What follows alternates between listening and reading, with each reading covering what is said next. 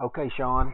I shot this video last year or this just past fall at the BMW. I was fortunate enough to get inside the ropes. This is on the range, down at the very end, and Robert Allenby let me walk right up and shoot all kinds of good video. And the reason I like to use his, and if we just take a look here, is look at his shoulder tilt or his secondary tilt compared to yours. Okay, um, he's got a little wider stance probably than I would prescribe for most guys. Um, but all you need to do, and the reason that he's got a lot less secondary tilt than you do is because he's got his weight 60-40 left to right. You've probably got yours 60-40 right to left.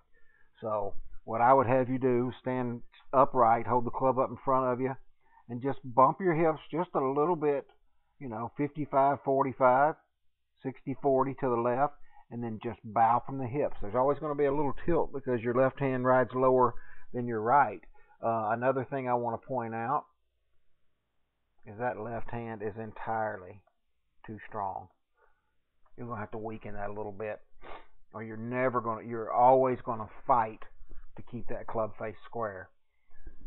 You want it neutral. I don't want it weak, but I want you to be able to roll your forearms, and the more symmetry you can get with your hands, the better. If you're really strong, especially with that driver, you're holding on to it the whole time. You can't freely release the club. All right, so we're just going to kind of go through it just like I did on the down the line, and I'm going to stop you. I mean, not much movement, but it's because you're already into your left side. Excuse me, your right side. And there's just so much weight over there.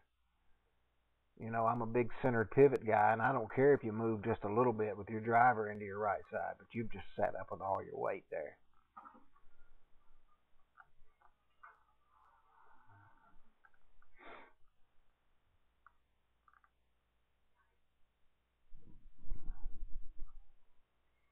Okay.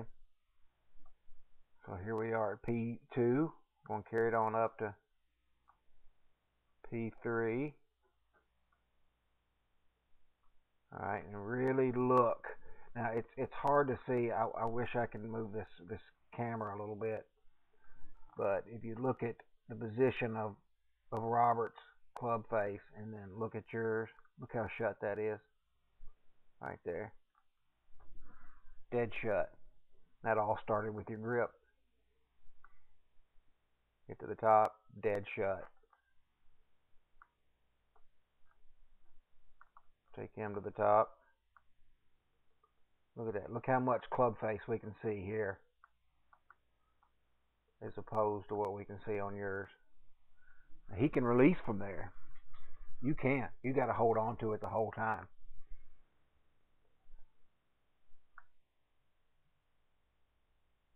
He stays behind it nicely. Look at his forearm. Look at his left wrist. Really pay attention to the Velcro on his glove. Boom.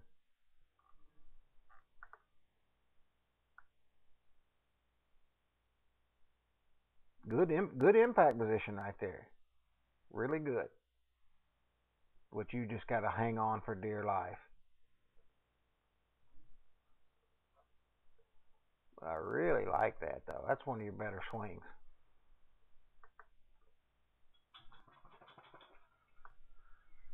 Good position. Now I want you to stay in that extended spinal position right there all the way. See how he stays behind it, yet he's still on his left side?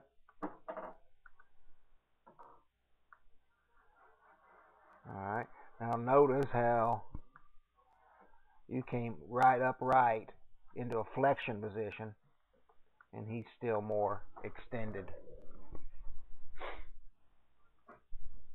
Okay, so I think the moral of this story is just all setup, all static stuff. Get more weight left and start weakening that grip a little bit.